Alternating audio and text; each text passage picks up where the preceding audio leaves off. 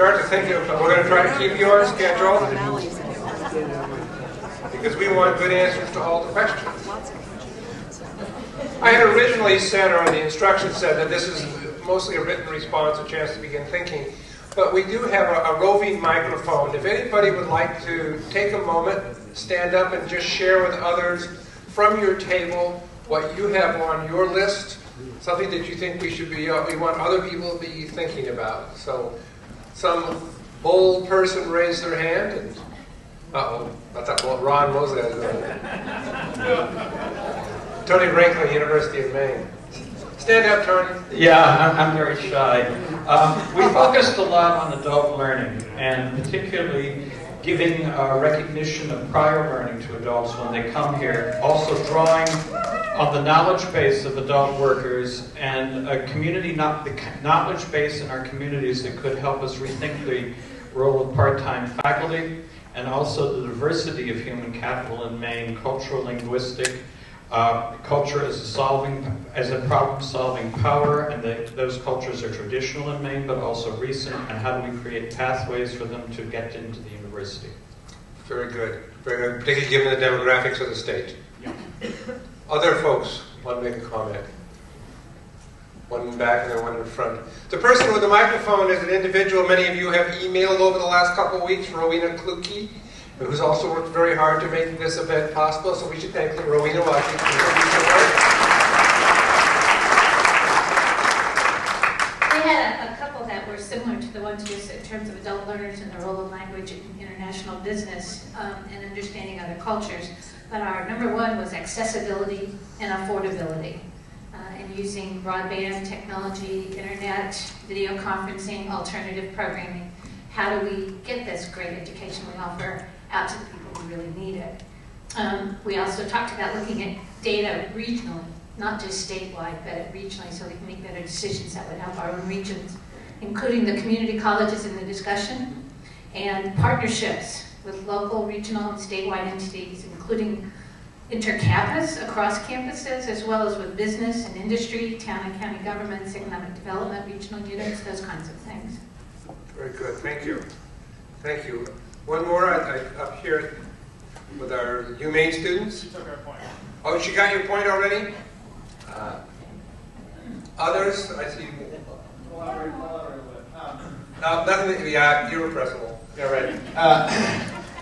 You know very well. The community, they mentioned the community college system collaboration.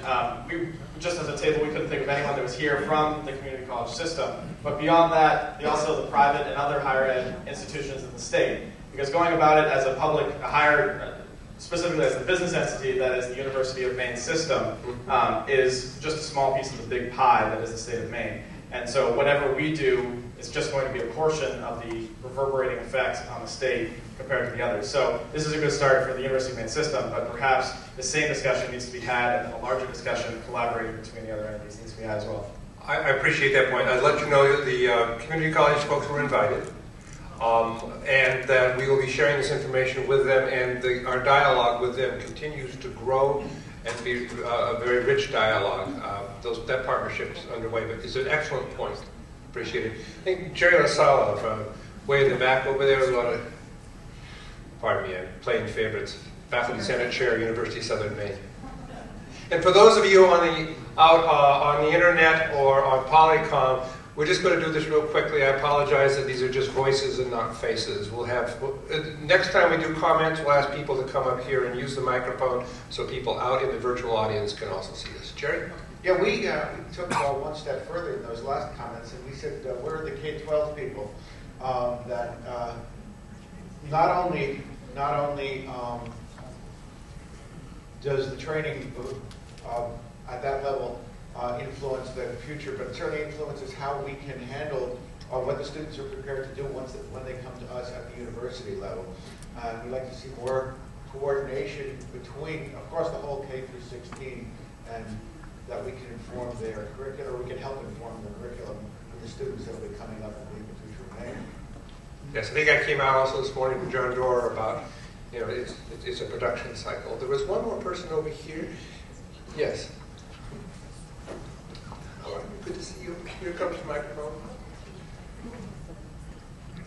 I'm sorry, we should ask people to introduce themselves to everybody. My name is Ann Blanca from University College, UMA. Our table, we talked about the connections with the global reality and its connections with Maine. That really K through 12 education is not really addressing this significantly, and emerging economies are impacting us today. Mental health and human service fields, how they actually can help our citizens gain a good foothold in the workforce. That some of the silos are not just within the university, but they exist in government and other big institutions, and that we really need to work to break those down and explore the uses of technology to help us do that. A biggie was the enriched personal lives in the workforce. We want to make sure that we don't work 24 hours a day, and that a workforce is a happy workforce if they have things to do outside, maybe with a connection of arts and sciences, apprentice programs, partnerships. This may be a real big issue for 20 and 30-year-olds when they are in particular places and they don't have an enriching outside life. And then just in general, to educate and communicate to the general public about the positive aspects of the economy as we were presented today. Yeah, Lori did a good job with that. Thank you. Those are very helpful comments. I wanted just to sample some comments to see what sort of things that need to be added to the agenda as we move into the next part of our work. And save those yellow pages because we are going to collect them. And I appreciate that's very helpful.